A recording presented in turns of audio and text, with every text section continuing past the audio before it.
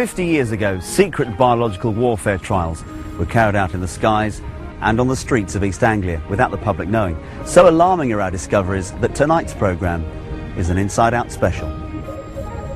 Were 3 deaths from cancer in this woman's family the result of spraying cadmium from military aircraft? I really put it down to the cadmium being dropped and it was settled into the soil. It was top secret. It mustn't be told to the people what was happening. I think it does matter, you know, in terms of the health of people, that they know that this is being inflicted on them. We came to the conclusion that no one is likely to have suffered any harm from the amounts of zinc cadmium sulfide they might have encountered even in a worst case scenario.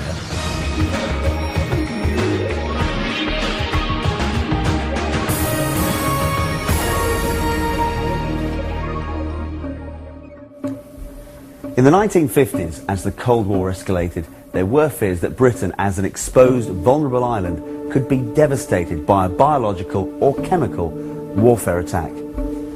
In readiness for possible war, people living in vast areas of Bedfordshire, Norfolk and the East Coast became guinea pigs in covert defence experiments. Inside Out disentangles the facts from the deceit to reveal a disturbing chapter of secret history that may prove to be at odds with the official line.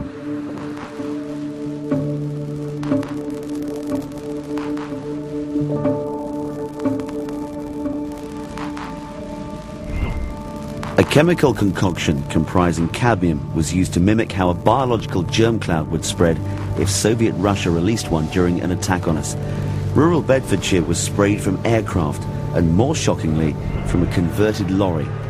The city of Norwich was hit over a sustained period. The Ministry of Defence have consistently said there was no significant health risk as a result of the experiments. I used to work in the cancer field, and I always knew that cadmium, you know, was a deposit in your body that you oughtn't to have. Why they chose cadmium, why they did the whole test, you know, is a mystery to me. In 1963, Norfolk was first sprayed with this chemical. At the time, YVONNE JARMAN lived on Halvergate Marshes near Great Yarmouth. There was no history of cancer in her family before then. First of all, my mother had esophageal cancer and she died with it, and then my sister, she had esophageal cancer and she died with it October 2005, and then my brother, he died with it, and this was earlier this year, and now I've got it.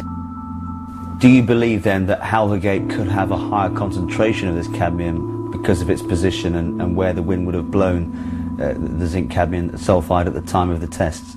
Well, I don't know if it could have been any more there, any more than it is in other places, but I'm pretty sure that Halvergate had its fair share. Inside Out has delved deeper into this story.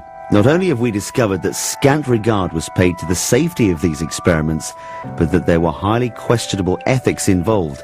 So how did it all come about? In the 1950s, the Russians were taking an aggressive stance, yet if war came again, it would be played under different rules. Chemical, biological and nuclear weapons were waiting in the wings. Here in Britain, the Defence Research Establishment at Porton Down in Wiltshire was doing its best to find ways to protect us. Porton Down wanted to find out if the Soviets launched a biological cloud off the coast of Britain and it rolled across Britain. They wanted to see what effect it would actually have in killing people and inflicting damage on Britain. So what they had to do is look round for something that they called a simulant. Now a simulant is a supposedly harmless substance that mimics all the properties of a real biological warfare agent. And they settled on a substance called zinc cadmium sulfide. What would happen quite often is a plane will fly off the coast, started at Cromer, flew down past Lowestoft, down the east coast and then along the English Channel, always spraying zinc cadmium sulfide all the time, quite large quantities of it, at least £1 a mile. Some of these particles will get stuck in the sampling units. The sampling units are then taken away, they're studied, mainly by having a fluorescent light played onto them, and the individual particles of the simulant are then counted by a scientist. Frontline RAF bases like Cardington outside Bedford were redeployed for defence against an enemy which was yet to show its hand. Today the military presence has gone, but hidden ghosts still linger. Most prominent among the remains now are the two vast hangars which housed airships like the famous R101. But also stationed here was the balloon defence establishment, and connected with that is a far darker history. Although the future for airships was uncertain, the technology still had a use in weather monitoring. The balloon defence establishment emerged from the Second World War, fired up with all sorts of secret military work that could be disguised as meteorology. So clandestine were its operations that even employees were kept in the dark about what was going on. We worked in this hangar on the balloons, repairing, inflating, rigging them. The people that did the weather balloon, which was just around the corner here, they attached various instruments to it, but I mean, I don't know what they were. Another former balloon defence serviceman, Bob Muskett, has lived in Cardington for most of his life. While he worked on the base, gossip was commonplace. During the time I was there, the rumours were rife about this. They were experimenting with different things. And the major one was gas, the use of gas in wartime. What you don't know, you don't worry about, and so if they're doing something that they haven't told you about, then the fewer people that know about it, then it's a better kept secret, isn't it?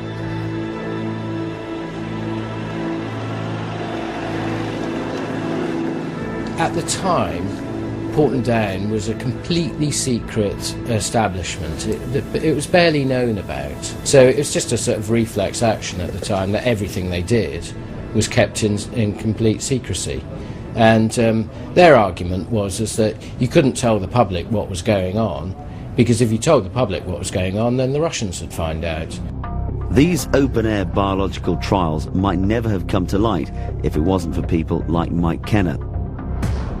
Styled as an open government campaigner, Kenner has made full use of the Freedom of Information Act to obtain access to locked-away government files. He's unearthed some startling facts about what went on in East Anglia. But there's one secret that has turned Kenner's investigation on its head.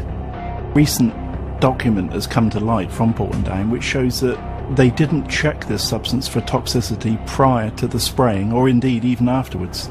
The former Porton scientist who investigated this in 1999 was quite surprised that no one had bothered to research on how this would affect the public. This is a copy of the official report. It acknowledges that cadmium is a poisonous heavy metal, but it was not tested for its toxicity prior to the experiments. Alarmingly, this was admitted to be a deficit. Normally, a substance used by Porton Down, especially in a public area, would be subjected to a toxicity test. This toxicity test would mean that the substance was given a unique T number. Zinc cadmium sulfide has no T number. No one appears to have looked into the ramifications of breathing this substance in, especially in the size that they sprayed it in, between 1 and 5 microns, which obviously means that it gets deep into your lungs. Coming up, the lanes of Bedfordshire turned into an outside laboratory. The amount of cadmium we're exposed to anyway, by which is released by industry into the atmosphere, is very much greater than anyone was exposed to from this. We know something that potentially was harmful was introduced into the atmosphere here. In and around Cardington, at least 55 field tests were carried out over a 6-year period. We discovered that 32 of them involved the use of a specially converted van. This enabled the chemical compound to be sprayed secretly out of a vent in the roof.